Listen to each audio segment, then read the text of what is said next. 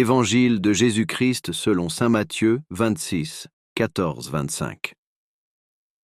En ce temps-là, l'un des 12, nommé Judas Iscariote, se rendit chez les grands prêtres et leur dit : « Que voulez-vous me donner si je vous le livre ?» Ils lui remirent 30 pièces d'argent. Et depuis, Judas cherchait une occasion favorable pour le livrer. Le premier jour de la fête des pains sans levain, les disciples s'approchèrent et dirent à Jésus : « Où veux-tu que nous te fassions les préparatifs pour manger la Pâque ?» Il leur dit : « Allez à la ville, chez un tel, et dites-lui : Le Maître te fait dire : Mon temps est proche. C'est chez toi que je veux célébrer la Pâque avec mes disciples. » Les disciples firent ce que Jésus leur avait prescrit, et ils préparèrent la Pâque.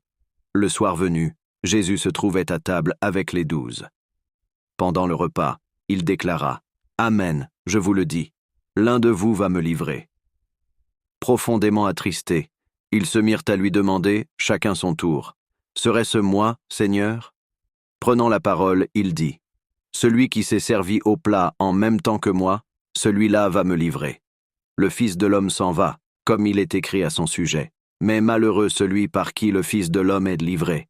Il vaudrait mieux pour lui qu'il ne soit pas né, cet homme-là. » Judas, celui qui le livrait, prit la parole. « Rabbi, serait-ce moi ?»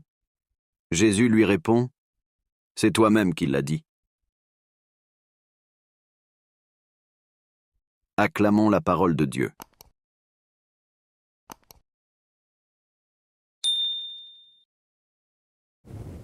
Jésus n'est pas dupe. Son expérience de la vie humaine n'est plus à démontrer. En parcourant la Galilée, en quelques contrées voisines, Jésus a pu se rendre compte de toutes les nuances qui composent notre humanité. Du plus beau témoignage de foi à la plus dramatique trahison. Des plus belles manifestations de la gratuité du don à l'emprise mortifère de l'argent-Dieu. Devant de telles bassesses, Jésus reste imperturbable. Il sait, lui, que la vie n'a pas de prix et que sa propre vie pour l'humanité captive du mal va de pair avec l'amour fou qu'il lui porte. Jésus manifeste ainsi que l'amour dans le pardon est plus fort que la haine, plus fort que le mépris, l'hypocrisie ou la lâcheté. Alors Jésus organise son dernier repas en y associant ses disciples qui lui obéissent. Jésus se place résolument devant. Il nous précède. Il ouvre le chemin. Il ouvre une brèche au cœur même des noirceurs de notre humanité. Il se prépare à nous offrir la vie qui passe la mort. Le Fils de l'homme s'en va comme il est écrit à son sujet. Jésus va là où son Père l'attend. On est surpris par le fait que Jésus reste pacifié au cœur des heures sombres de la Passion. Cette paix souligne la profondeur de l'amour de Jésus. Il s'en va vers son destin, mais il reste loyal jusqu'au bout. Il ne se venge pas aussi honteusement qu'il est traité.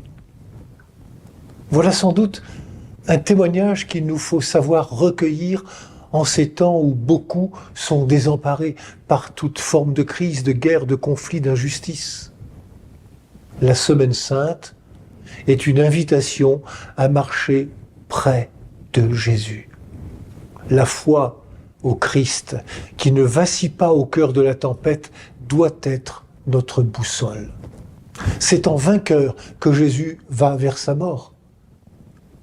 Alors restons vigilants dans la prière et la confiance. Gardons notre cœur dans le Seigneur.